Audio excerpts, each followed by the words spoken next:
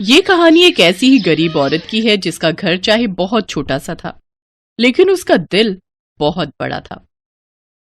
मालती, मैं जा रहा हूं। जरा रुकिए, नाश्ता तो करके जाइए। हाँ हाँ, जल्दी लाओ, देर हो रही है। बताओ, दुनिया भर को खाना खिलाते हो और खुद के खाने की परवाह नहीं करते। ये बात तो बिल्कुल ठीक कही तुमने बहू। देखिए ना पिताजी, खाने के मामले में ये कितने लापरवाह हैं। मुझे तो लगता है कि दिन भर औरों की थाली लगाते लगाते ये अपनी थाली लगाना तो भूल ही जाते होंगे। अरे बस भी करो तुम, इतना भी लापरवाह नहीं हूं मैं। भाई, मैं भी इंसान हूं, मुझे भी भूख लगती है। दोपहर में जब भी वक्त मिलता है तो मैं भी अपनी थाली लगा लेता हूं। राकेश और मालती पति पत्नी थे और श्यामलाल राकेश के पिता थे। बूढ़े श्यामलाल का राकेश और मालती बहुत अच्छे से ख्याल रखते थे। राकेश शहर के एक चौराहे पर कढ़ी चावल का ठेला लगाता था और 30 रुपए प्लेट में सभी को भरपेट कढ़ी चावल खिलाता था। राकेश के हाथों में गजब का स्वाद था और वो बहुत ही मन से कढ़ी चावल बनाता था।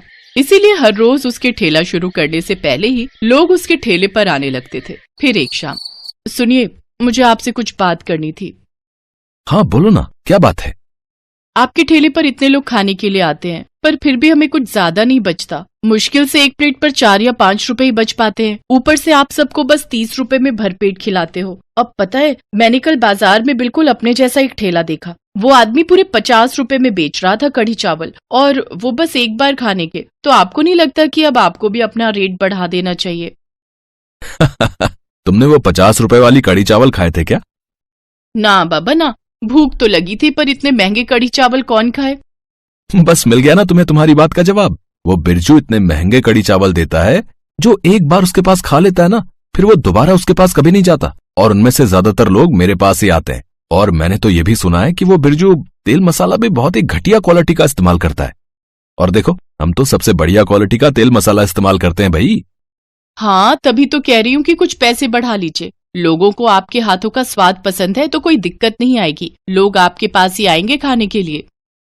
मालती, मेरी बात समझो। मैं ठेला लगाकर सिर्फ पैसे ही नहीं कमाता हूँ, बल्कि ये तो एक तरह की सेवा है कि लोग कम पैसों में भी मेरे ठेले पर आकर भरपेट खाना खा सकते हैं, समझी? और दूसरा ये कि अभी तो अपनी गाड़ी खींची रही है। जब लगेगा कि पैसे जेब से जाने लगे तो 5-10 रुपए बढ़ा लेंगे। उसमें क्या दिक्कत की बात है, बताओ?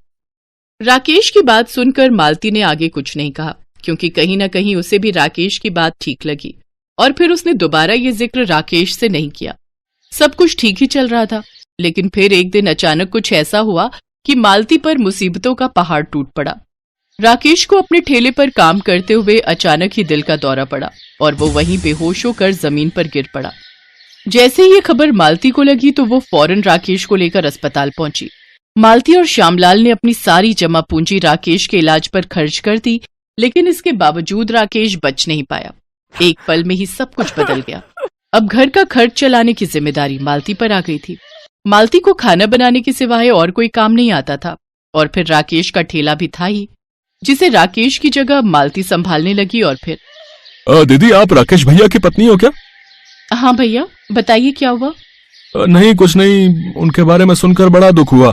बहुत ही नेक और दिलदार आदमी थे वो। मैं उनके ठेले पर रोज कढ़ी चावल खाता था और महीने के आखिर में आकर उन्हें इकट्ठे पैसे दे दिया करता था। इस बार जब मैं पैसे देने आया तो उनका ठेला कहीं दिखाई नहीं। फिर जब आसपास से उनके बारे में पता किया तब सब कुछ मालूम हुआ। दीदी, ये पिछले महीने के 900 रुपए हैं, आप रख लो इन्हें। हैं? वो आदमी मालती को पैसे देकर चला गया। मालती को बड़ी राहत महसूस हुई, क्योंकि उन पैसों से वो कुछ और दिन दही, चावल, बेसन और बाकी सामान खरीद सकती थी। ऐसे ही कई दिन गुजरे और मालती पूरी तरह से अपने ठेले में ही रम गई।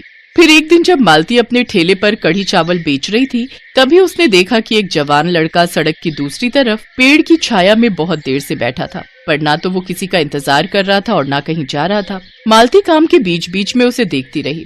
फिर दोपहर में 4 बजे के आसपास वो लड़का मालती के पास आया। दीदी, अब खाने में कुछ बचा है क्या? हाँ भैया, चावल तो है, पर कढ़ी बहुत कम बची है। अब बताओ। कोई बात नहीं, चलेगा दीदी। आप मेरे लिए 1 प्लेट लगा देंगी?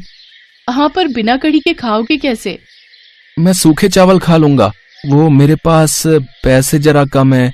अब मेरे पास बस 10 रुपए ही हैं, तो क्या आप? अरे कोई बात नहीं, तुम 10 रुपए ही दे देना। मालती ने उस लड़के के लिए एक प्लेट में सूखे चावल निकाले और फिर ठेले के नीचे से अपना डिब्बा बाहर निकाला। उस डिब्बे में थोड़ी सी दाल थी जो मालती ने घर ले जाने के लिए बनाई थी। उस डिब्बे से आधी दाल निकालकर मालती ने उस लड़के को चावल के साथ खाने को दे दिए। उस लड़के को खाना खाते देख मालती को राकेश की याद आ गई और वो सोचने लगी कि अगर राकेश जिंदा होता तो उसे देखकर कितना खुश होता। ऐसे ही कई दिन गुजर गए और वो लड़का हर रोज मालती के ठेले पर शाम को आता और सबसे आखिर में जो कुछ भी बच जाता उसे खाकर ही अपना काम चला लेता और बदले में मालती को बस 10 रुपए ही दे पाता। असल में वो लड़का बहुत गरीब घर से था, इसीलिए मालती भी उसे कुछ नहीं कहती थी। ऐसे ही पूरा साल बीत गया और फिर एक दिन, अरे कहाँ रह गए थे मदन? ये लो, आज पालक पनीर और चावल बनाए हैं। घर में पूजा थी ना तो पंडित जी के लिए बनाए थे, तुम्हारे लिए भी लेकर आई हूँ। और इसके पैसे देने की जरूरत नहीं है, समझे? ये दीदी के घर का खाना है, ठेले का नहीं।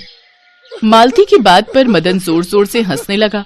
फिर खाना खाकर मदन ने मालती से कहा, अच्छा दीदी चलता हूँ, आशीर्वाद दो। कल मेरा इम्तिहान है, अगर पास हो गया ना तो एक दिन जरूर लौटूंगा, और अगर नहीं हो पाया तो गाँव चला जाऊंगा वापस हमेशा के लिए। फिर अपने पिताजी के साथ खेती ही करूंगा जाकर। अरे ऐसा क्यों बोलते हो? देखना तुम जरूर अच्छे नंबरों से पास हो जाओगे। जाओ, खुश रहो। वहां से जाते हुए मदन की आंखों में आंसू थे, तो मालती को भी उसका जाना अच्छा नहीं लग रहा था। फिर पूरे 3 साल बीत गए। मदन फिर कभी वापस नहीं आया। मालती के ठेले पर ग्राहक बढ़ते रहे और अब श्यामलाल भी ठेले के काम में उसकी मदद के लिए आने लगा। फिर एक दिन एक चमचमाती सरकारी गाड़ी मालती के ठेले के बिल्कुल नजदीक आकर रुकी और फिर उसमें से एक पुलिस वाला बाहर निकला, जिसने पीछे वाली सीट का दरवाजा खोला, जहां से बाहर निकला जिले का नया कलेक्टर मदन शर्मा। मदन ने आगे बढ़कर मालती और श्यामलाल के पैर छुए। वहां मौजूद हर कोई ये नजारा देखकर हैरान था। अरे मदन, तुम कितने सालों बाद, और ये गाड़ी, अरे वाह, लगता है। हाँ दीदी, मैंने यूपीएससी की परीक्षा पास कर ली थी। अब मैं यहाँ का नया कलेक्टर हूँ।